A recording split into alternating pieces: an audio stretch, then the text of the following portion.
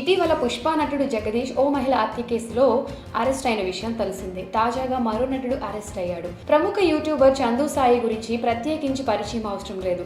పక్కింటి కుర్రాడు పేరుతో యూత్ కి బాగా కనెక్ట్ అయిన చందు సాయిని పోలీసులు అరెస్ట్ చేశారు. ఓ యువతి ఇచ్చిన ఫిర్యాదు మేరకు కేసు నమోదు చేసుకున్న పోలీసులు అతన్ని అరెస్ట్ చేశారు.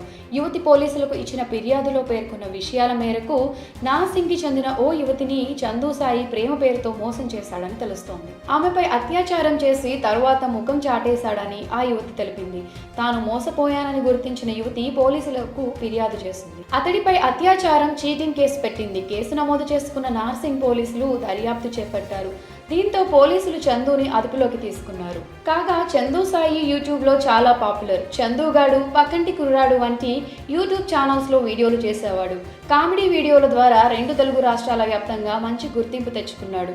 అతడు పనిచేసే యూట్యూబ్ ఛానళ్లకు మిలియన్ల కొద్ది వ్యూస్ వచ్చేవి. ఈ నేపథ్యంలోనే కొన్ని పుకార్లు కూడా షికార్లు చేయడం మొదలైంది. చందు సాయి నెలకు 2 కోట్ల రూపాయలు సంపాదిస్తున్నాడంటూ వార్తలు వచ్చాయి. ఆ వార్తలపై గతంలోనే అతడు క్లారిటీ కూడా ఇచ్చాడు. అంత డబ్బులు రావని తేల్చి చెప్పేశాడు. అయితే ఉన్నట్టుండి చందు సాయి యూట్యూబ్ కి దూరమయ్యాడు. తర్వాత కొత్తగా చందుగాడు అనే ఓ ఛానల్ స్టార్ట్ చేసి మళ్ళీ కంబ్యాక్ ఇచ్చాడు.